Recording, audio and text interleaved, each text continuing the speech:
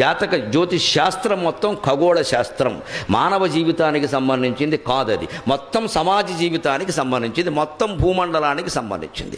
అతివృష్టి, అనావృష్టి, అష్టగ్రహ కూటమి, సూర్యగ్రహణం, చంద్రగ్రహణం, ఏ పంటలు ఏ కాలంలో పండతాయి, ఇవన్నీ చెప్పడానికి జ్యోతిష్ శాస్త్రం. కానీ నీ చెయ్యి నా చెయ్యి, నీ మూతి నా మూతి చూసి చెప్పడానికి కాదు. అది దాన్ని అలా చేసేసారు మహానుభావులు, వారికి నమస్కారం.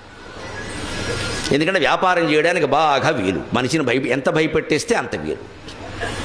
అందులో మీరు మీ జీవితాల్లో మీకు చెప్పిన చూసుకుని 90% అబద్ధాలే, 10 కూడా జరగవు. ఆ జరిగిన వాళ్ళ చేత చెప్పిస్తారు టీవీల్లో, అవి మనం నమ్మేస్తూ ఉంటాం. జరిగే అవకాశం లేదు. జ్యోతిష్ శాస్త్రం సమిష్టి జీవితానికి సంబంధించింది తప్ప వ్యష్టి జీవితానికి సంబంధించింది కాదు. వ్యష్టి జీవితం మీద ప్రభావం ఉంటుందండి. ఈ ప్రాంతం అంతా వాన కురిసినప్పుడు అందరి మీద పడుతుందండి, కానీ గొడుగేసుకున్నవాడి మీద పడుతుందా? కొందరికి 2 చినుకులు పడగానే జలుబు చేసేస్తుందండి. ఒకడు వానలో తారంగా వాడినా ఏమీ చేయదండి. వాడి శక్తి సామర్థ్యాలు ఉన్నాయా లేదా అక్కడ.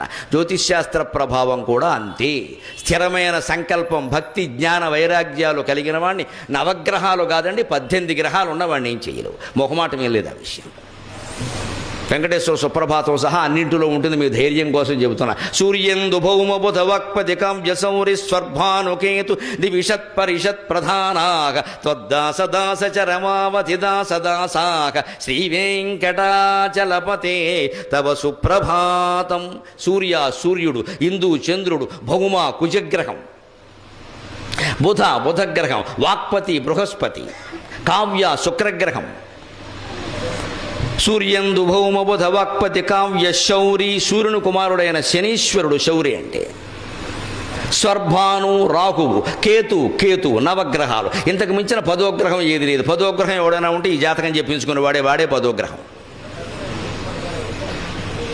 ఇవన్నీ వెంకటేశ్వర స్వామికి, భగవంతుడికి త్వద్దాసదాసచ రమావతి దాసదాసాక, ఆయన దాసుడికి దాసులు వీళ్ళు నవగ్రహాలు కూడా. వీళ్ళు మనం ఏం చేస్తారండి, ఊటికి నవగ్రహ పూజ అనడం, పారిపోవడం అక్కడి నుంచి. మళ్ళీ అక్కడి నుంచి ఆయనకి నువ్వులు, ఈయనకి నవ్వులు, ఈయనకి చెవులు, ఈయనకి పువ్వులు, పని ఏం లేదు ఇక్కడ. ఇది పెద్ద నమ్మకాలు బాగా పెంచుతున్నారు. 5 వారాలు, 30 వారాలు, 60 వారాలు. నువ్వు ఇక్కడ వరకు నువ్వులు ఇచ్చేసిన వెంటనే పైన గ్రహం మారిపోతుందా? కాస్త ఆలోచించవాయి బాబు, బుర్రపెట్టి ఆలోచన తెలిసిపోతుంది. నీ నువ్వులకి ఆ గ్రహం ఎలా మారుతుందండి? ఎందుకు మారుతుంది అసలు?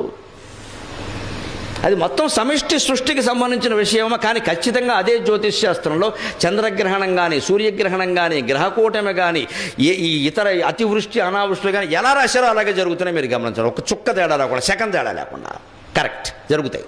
ఎందుకంటే అది సమిష్టి, వ్యష్టి కాదు. దాన్ని మన వాళ్ళు శుభ్రంగా వ్యాపారం చేయడానికి వీలుగా వ్యష్టి చేసి మారేశారు.